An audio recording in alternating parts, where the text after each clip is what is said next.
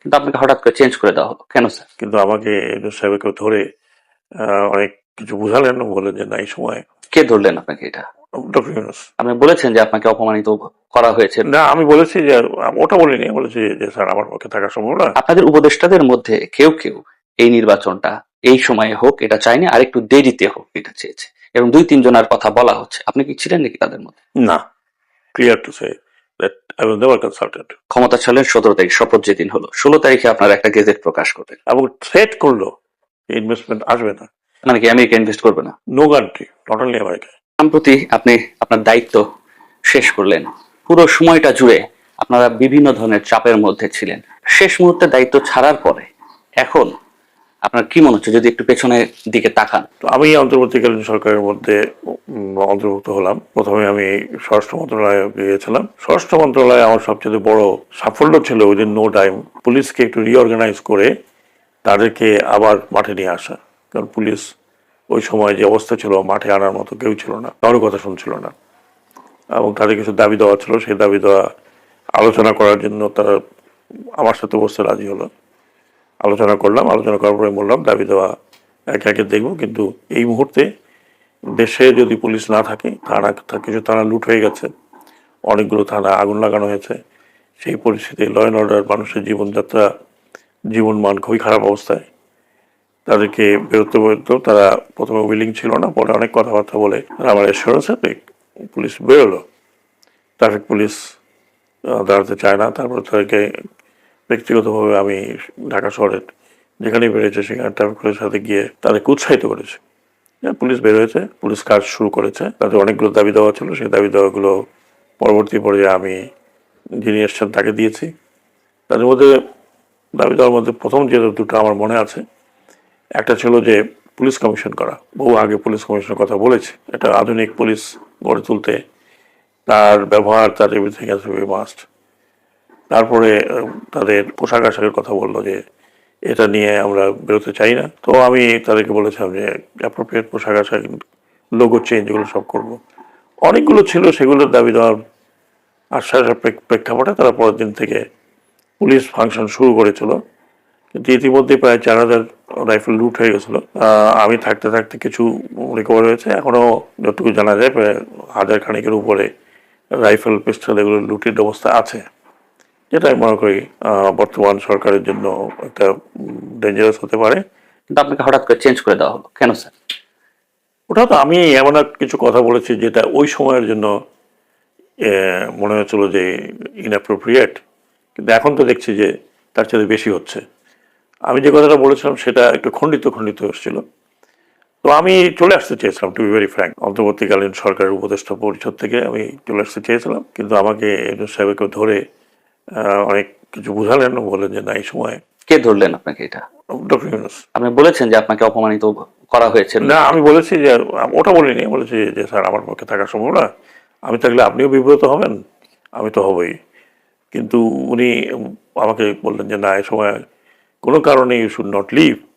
কারণ মাত্র 7 দিন 8 দিন হয়েছে তখন, তাহলে এই সরকারের উপর প্রথমেই একটা ধাক্কা আসবে। আমার কিন্তু আমি খুব ফার্ম ছিলাম যে পুলিশ যদি এরা কাজে জয়েন না করে তাহলে আমি উইদিন 3-4 ডেজ তাদের জায়গাটা পূরণ করে ফেলতে পারবো।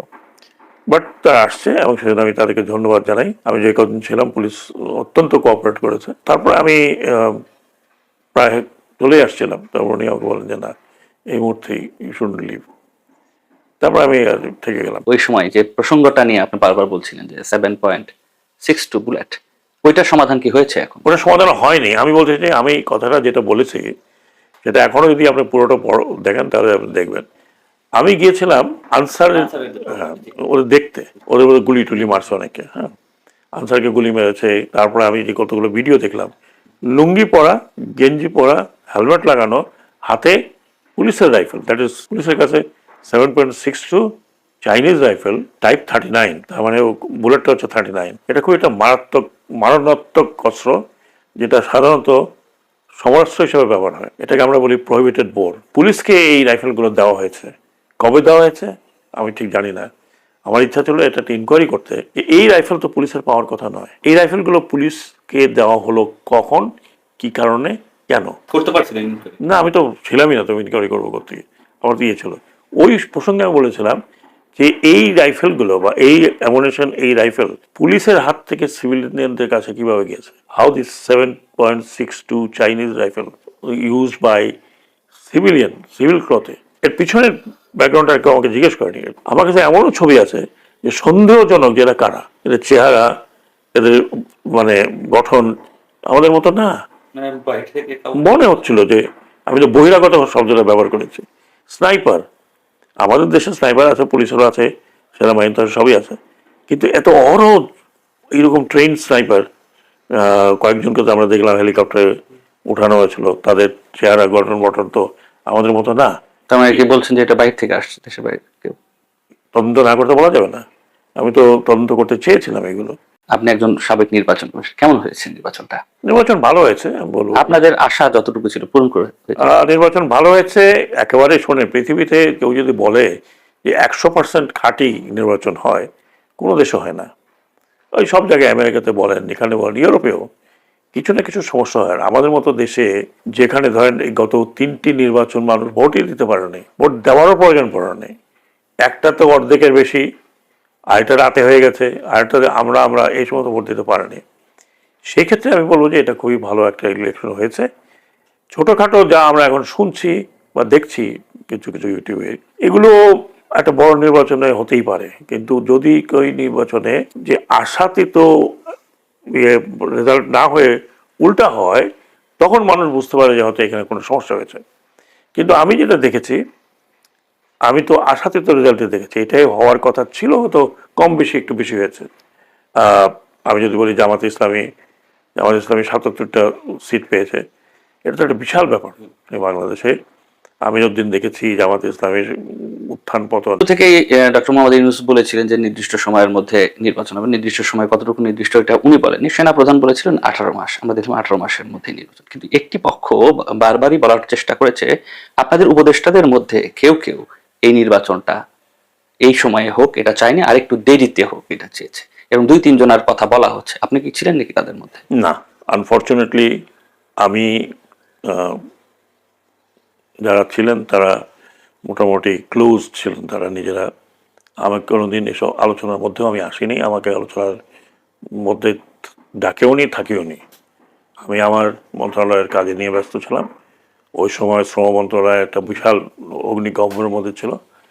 আর ইনফ্যাক্ট আমাকে কেউ ডাকেও নি to give any opinion on election modality, political changes, এই ইলেকশন। আপনার মতো নির্বাচন নিয়ে জানা শোনা, আপনার গবেষণা আছে, আপনি একদম কাজ করেছেন, এরপরও উপদেষ্টাদের কেউ আপনাকে ডাকলো না? না, I am sorry to say, I am clear to say that I was never consultant. কেন স্যার, কি মনে হয়েছে আসলে? কেন? ওটা আমি বলতে পারবো না। হয়তো আমি ওই মনোভাবের লোক ছিলাম না, হয়তো আমি তাদের সাথে একমত হতে পারতাম না। সেটা হয়তো যারা করেছেন তারা জানেন, কারা করেছেন আই ডোন্ট নো। কিন্তু ওই লোকগুলো তো চিহ্নিত, যারা নাম আমি নাম শুনছি, তারা আমার কলিগ ছিলেন, এটুকুই। কিন্তু তারা কখন কিভাবে কি কাজ করেছেন, তাদের অ্যাক্টিভিটিতে আপনার কখনো মনে হয়েছে ওই সময় যে তারা নির্বাচন পেছাতে চাচ্ছে কিংবা নির্বাচন হোক এটা? ওপেনলি কিন্তু কেউ কিছু বলেনি, ওপেনলি কেউ কিছু বলেনি। নির্বাচন পিছানোর কথা আমি শুনিনি। বরং যখন বলা হলো যে ফেব্রুয়ারির মধ্যেই ইলেকশনটা হবে, তো আমরা সাধারণ যারা ছিলাম ওয়েলকাম, ঠিক আছে, এটা ভালো, একটা নির্বাচিত সরকার আসুক। কারণ আমরা যতটুকু করতে পেরেছে, কিন্তু আমাদের পক্ষে ওই অবস্থাতে আপনি মনে রাখতে হবে যে একটা আমরা ভেতরে আছি বলে বুঝতে পারছি না, এটা একটা বিশাল আপহেবল হয়ে গেছে, এবং এটা লিডারলেস একটা, ওটাকে আমরা অভ্যুত্থান বলি, এটাকে আমরা যাই নাম দিই না কেন, রিভলিউশন বলি, এবং চারিদিক থেকে কিন্তু বিভিন্ন এলিমেন্ট কাজ করছিল। কেউ বললো সংবিধান ছড়িয়ে ফেলে দাও, কেউ বললো ওইটা করো, কেউ বললো এটা করো, এবং পাবলিকও বাইরের কথা শুনে একটু উত্তেজিত হচ্ছিল। কাজে সেখানে আমি যেটা প্রথমত যে আমি প্রথম কৃতিত্ব দেবো অন্তর্বর্তীকালীন সরকারকে, এটা এইরকম একটা ভোলাটাইল জায়গা থেকে মোটামুটি একটা লেভেলের উপর নিয়ে এসছে। আমার চোখে খুব বড় ধরনের কোনো গাফলতি হয়েছে এরকম চোখে পড়েনি। কিছু কিছু জায়গায় আমি দ্বিমত অনেক করেছি কিছু কিছু জিনিসের মধ্যে, কিন্তু আমি ওখানে তো 27 জন, আমরা যারা দ্বিমত করেছি, ওটা ছোটোখাটো অন্যান্য জিনিস, ছুটি বাদ দেওয়া ইত্যাদি করা। কিন্তু আনফর্চুনেটলি এই ধরনের বড় সিদ্ধান্ত যেগুলো, সেগুলো ক্যাবিনেটও আলোচনা হতো না, এগুলো মোটামুটি ক্যাবিনেটের বাইরে আলোচনা হতো। এটা আপনারা শুনেছেন, আমার একজন অত্যন্ত ক্লোজ ফ্রেন্ড অ্যান্ড উপদেষ্টা বলেছেন যে সব সরকারি একটা কিচেন ক্যাবিনেট থাকে। উনি নিজে বলেছেন, আমি জানি না কিচেন ক্যাবিনেটে কারা কারা ছিলেন, তবে আমি খুব দ্ব্যর্থহীন ভাষায় যে আই হ্যাভ নো, আমাকে কোনো কনসাল্টও করেনি। এমনকি সংস্কার কমিশনগুলোর সাথে আমি আলোচনা করছিলাম যে ভাই দরকার হলে আমাকে ডেকো। আমি এই কমিশনের সিদ্ধান্তগুলো অনেক পরে দেখেছি, কমেন্টের জন্য তখন আসলো। হাজার হাজার লাখ লাখ ছেলে মেয়ে সামনে নেমে আসলো, অভ্যুত্থান করলো, তাদের আকাঙ্ক্ষা ছিল দুর্নীতি মুক্ত একটি বাংলাদেশ করার, গণতন্ত্র প্রতিষ্ঠা, মত প্রকাশের স্বাধীনতা। সেই জায়গার মতো একটি আকাঙ্ক্ষা থেকে আপনারা দায়িত্বপ্রাপ্ত হলেন, কিন্তু এরকম কাজ হচ্ছে, তাদের নাম কি প্রকাশ করা আসলে সময় কখন আসবে স্যার? আসলে আমি বলতে পারবো না, এটা এটা আমার পক্ষে বলা সম্ভব না, কারণ অলরেডি লোকজন কথা বলছে। এই কিছুদিন আগে বোধহয় রাষ্ট্রপতি একটা ইন্টারভিউ দিয়েছেন, সেখানে উনি কিছু বলেছেন, নাম বলেছেন, কি বলেছেন, উজ্জ্বল রেখেছেন বা সামথিং। বিভিন্ন চুক্তি হয়েছে যেগুলো প্রকাশিত করা যাবে না, কেন স্যার এটা প্রকাশিত করে? চুক্তি বলতে তো অপ্রকাশিত চুক্তি তো কোনোটাই না। যখন চুক্তি হয়, চুক্তিগুলো করে কিন্তু বিডা এবং পিপিপিএ, ট্রিপল পি অথরিটি, এবং সংস্থার সাথে, যে সংস্থা পোর্টের সাথে একটা চুক্তি হবে। এটা কিন্তু পোর্ট যদিও মন্ত্রণালয়ের নিচে, কিন্তু পোর্ট সরাসরি এবং ইনভেস্টমেন্ট ডিপার্টমেন্ট অফ বাংলাদেশ এবং ট্রিপল পি অথরিটি, যেহেতু ট্রিপল পিতে অনেকগুলো বেশিরভাগই চুক্তি হয়ে থাকে, তাদের টেকনিক্যাল কমিটি কাজটা করে। এবং সেখানে চুক্তির একটা একটা জায়গা আছে, নন ডিসক্লোজার একটা ক্লজ থাকে, একটা নন ডিসক্লোজার ক্লজ, ওইটা ডিসক্লোজ করা হয় না। ওর মধ্যে আসলে কি থাকে স্যার? দেশ বিরোধী? আমি না, দেশ বিরোধী কোনো কিছু থাকার কথা না। অনেকটা নেগোসিয়েশনের মধ্যে যে কথাগুলো ওঠে সেই কথাগুলো তো পাবলিকলি যায় না। আমি কিন্তু সেই ক্লজটা দেখিনি, সেই ক্লজটা কিন্তু যে চুক্তিটা পাবলিক করা হয় সেখানে থাকে না। ক্ষমতা ছিলেন 17 তারিখ, শপথ যেদিন হলো 16 তারিখে আপনারা একটা গেজেট প্রকাশ করলেন, যেখানে আমেরিকান কোম্পানির শ্রমিকদের কল্যাণ তহবিলের যে 5% দেবার বাংলাদেশে যেটা, এটা সম্বন্ধে আমি বলি এটা নিয়ে আমার সাথে অনেক তর্ক বিতর্ক হয়েছে জ্বালানি মন্ত্রণালয়। বিষয়টা শ্রমিক আমাদের সাথে জ্বালানি মন্ত্রণালয়। আপনারা জানেন শেভরন এবং তাল্লোর নিয়ে অনেক ঘটনা ঘটেছে। শেভরনের একটা কেস এখনো চলছে। এখন ওখান থেকে প্রেশার আসলো যে আমরা কোনো ইনভেস্টমেন্ট পাবো না যদি, কারণ শেভরন বা এই কোম্পানির বেতন ভাতা অনেক হাই, এই নর্মাল শ্রমিকের যেতে অনেক অকল্পনীয় হাই, যেটা আমি পেলাম। তখন ওরা 5% ছিল শ্রমিক কল্যাণের। তারা বললো 5% ইজ হিউজ মানি। তখন বললো যে তোমরা RMG থেকে কোথায় পাও? 100% যখন ইনভেস্টমেন্ট হয়, 100%-এ কি হয়? আমি বললাম যে না, আমি এটা চেঞ্জ করতে পারবো না, এটা পরবর্তী গভর্নমেন্ট আসুক, চেঞ্জ করুক।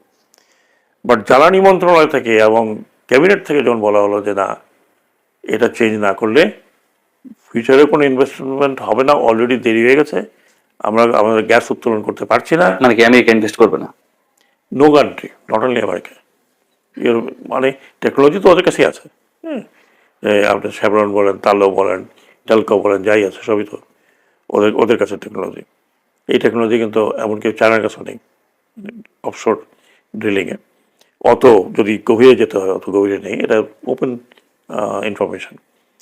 তো আমাকে ফজলুল কবির সাহেব ছিলেন এবং পুরো একদম, মানে আমাকে টিসিসি করতেই হলো। এবং টিসিসিতে আমি ওপেন বললাম, টিসিসি বরং বসেছিল, ওরা বলছিল স্যার আমরা কিন্তু আসছিলাম ওয়ার্কআউট করতে, আমরা জানি কী হবে, তারপর ওয়ার্কআউট করো না বিকজ ইউ আর দেয়ার। তো আমি সেখান থেকে ওদের সাথে আলোচনা করলাম, টিসিসি রাজি হলো না। আপনাদের রাজি না হওয়া ইজ এ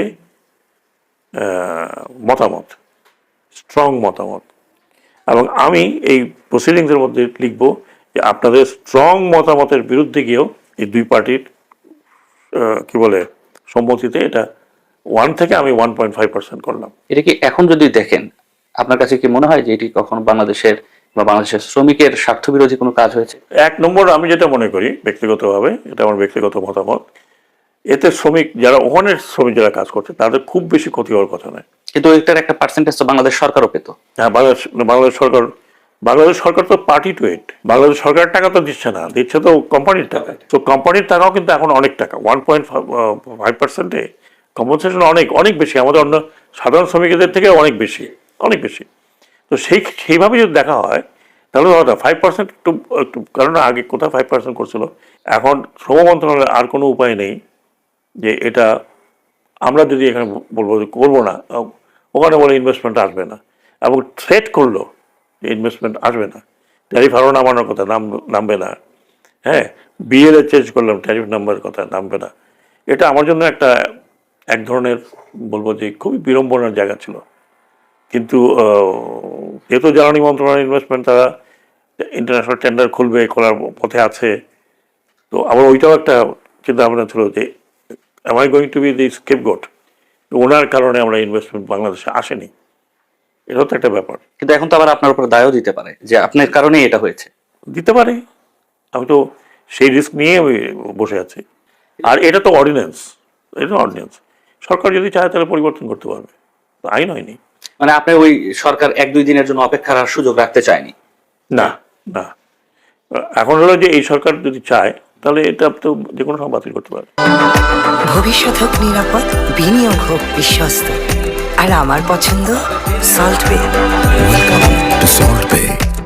বাহির থেকে আমরা যেটা শুনছিলাম বিভিন্ন সময় যে এই যে অন্তর্বর্তীকালীন সরকার আন্দোলনের পরে দেশের বাইরের বড় দেশগুলো বাংলাদেশের উপর সিদ্ধান্ত চাপিয়ে দিচ্ছে, প্রভাব ফেলতেছে, নির্বাচনেও এক ধরনের প্রভাব আছে, আবার আপনাদের যে নানা ধরনের সিদ্ধান্তের ক্ষেত্রেও এক ধরনের প্রভাব ফেলছে। এটি কি তার মধ্যে দিয়ে প্রমাণ হয় যে আসলে এই আমেরিকা কিংবা বড় রাষ্ট্রগুলো বাংলাদেশ এই ইন্টারিম গভর্নমেন্টের এই সময়টাতে খুব বেশি প্রভাব ফেলেছে? সর্বক্ষেত্রে না, সর্বক্ষেত্রে ডেফিনেটলি না, কিছু কিছু জায়গায় হয়তো প্রভাব রেখেছে। যেমন ধরুন ট্রেড নেগোসিয়েশন যেহেতু আমার পার্ট না, বাট যেটা আমি উপলব্ধি করেছি, ট্রেড নেগোসিয়েশন একটা বড় ধরনের চাপ ছিল। ফরেন পলিসির ক্ষেত্রে? ফরেন পলিসির ক্ষেত্রে ওই ধরনের চাপ ছিল না। ফরেন পলিসির ক্ষেত্রে যেটা আমি বলবো যে যেই ওরিয়েন্টেশন আমাদের ছিল, ওই orientation was not acceptable to the general public. সেটা কিরকম ছিল স্যার? সবকিছু দিল্লি কেন্দ্রিক, সবকিছু দিল্লি কেন্দ্রিক। এটা কি তো অন্তর্বর্তীকালীন সরকার সময় বলছেন না তার আগের কথা? তার আগের কথা বলছি। ওকে। তো দিল্লি কেন্দ্রিক, এবং যেভাবে এই রক্তক্ষয়ী প্রোগ্রামটা হয়েছে, যেটা হয়েছে, তারপরে তো দিল্লি কেন্দ্রিক কিনা এটা তো ক্লিয়ার। আর কোনো দেশে নাই, সবাইকে ওখানে উঠছে, ওখান থেকেই তারা সমস্ত কিছু পরিচালনা করছে, টাকা পয়সা ওখানেও নিয়ে গেছে, বাইরেও নিয়ে গেছে। তো এটা দিল্লি কেন্দ্রিক, এতে কোনো সন্দেহ আছে? এখন কি মানুষ বলবে এটা আমেরিকা কেন্দ্রিক? বলতে পারে, কিন্তু মানা করেনি এটাকে, কেউ তো মানা করেনি। আমেরিকা কেন্দ্রিক তো আগেও শুনতাম। আপনি তো হট সিটে ছিলেন, আপনার কাছে কি মনে হয়? আমি আমেরিকা কেন্দ্রিক মনে করি না। আমি আমেরিকা কেন্দ্রিক এই জন্য মনে করি না যে আমেরিকার সাথে কি চুক্তি হয়েছে আমাদের? একটা চুক্তি হয়েছে, বাণিজ্য চুক্তি। আর কি হয়েছে? আর তো কোনো চুক্তি হয়নি। এখন যদি আপনি বলতে পারেন অমুকে আমেরিকা পন্থী, সে তাকে অমুক জায়গায় বসানো আছে, দ্যাটস এ ডিফারেন্ট পারসেপশন। ওটা আপনার পারসেপশন, আমার পারসেপশন। হ্যাঁ, যদি এখন ওই চুক্তির মধ্যে থেকে আমেরিকা কোনো কিছু চাপিয়ে দিতে চায়, আমেরিকা চাপিয়ে দেবে কি? আমেরিকার পলিসি ইজ ভেরি ক্লিয়ার। তার পলিসি হচ্ছে তুমি অ্যান্টি চায়না হয়ে যাও, তুমি অ্যান্টি ইন্ডিয়ান কিনা, তুমি অ্যান্টি বার্মা কিনা, তুমি অমুক কিনা, আই এম নট বদার্ড। আমেরিকার পলিসি, আমেরিকার কম্পিটিশন হচ্ছে উইথ চায়না ওয়ার্ল্ড ওভার। এই জন্য কি অন্তর্বর্তীকালীন সরকার ওই সময় চায়না, জাপানের ইনভেস্টমেন্ট বাদ দিয়ে কোরিয়ার দিকে যাওয়া এক ধরনের প্রবণতা ছিল? কোরিয়ার দিকে তো আগে গিয়েছে, সেটা কি আরো কোরিয়ার দিকে তো আগে গিয়েছে। আপনারা অন্তর্বর্তীকালীন সরকারের উপদেষ্টা দায়িত্ব পালন করেছেন, কেন আপনারা একদিনের সবাই একটা বিদায় হলো না কিংবা বিদায় নিলেন না? এটা তো একটা প্রক্রিয়ার মধ্যে ছিল, যেদিন নির্বাচিত সরকার শপথ নেবে ওই দিন আপনারা ডিজলভ হয়ে যাবেন, এটা তো প্রক্রিয়া। অনেকেই আগে চলে গেল দেশের বাইরে। তারা তো উপদেষ্টা ছিল না, তারা উপদেষ্টা ছিল চিফ অ্যাডভাইজার, এবং দে আর ব্রট অ্যাজ এ টেকনোক্র্যাট। তাদের সাথে কি চুক্তি হয়েছে, কিভাবে হয়েছে, তো ওটা আমি বলতে পারবো না। আমাদের তার বাইরে যাওয়ার কোনো উপায় নেই, আমাদের দেশের মধ্যে আছে, আর যাবোই বা কেন? My country. স্যার, আমলারা আপনাদের কতটুকু ভুগিয়েছে? আমাকে ভোগায়নি। আপনি আমাকে চেনেন, আর আমি তো নতুন না, আমি ইলেকশন কমিশন 5 বছর ছিলাম, তারপরে সিভিল সোসাইটির সাথে ছিলাম। যেহেতু most of the senior officer আমাকে চেনে। আর আপনাদের সরকারের কথা যদি বলেন? কিছু কিছু জায়গায় ইয়েস, কিছু কিছু জায়গায় ইয়েস। শেষের দিকে আই ফেল্ট যে আছে। বাইরের মন্ত্রণালয়ে আমি নিজেই দেখেছি যে দারুণ, মানে কি বলবো, টুইস্ট অ্যান্ড টার্ন। ধন্যবাদ স্যার।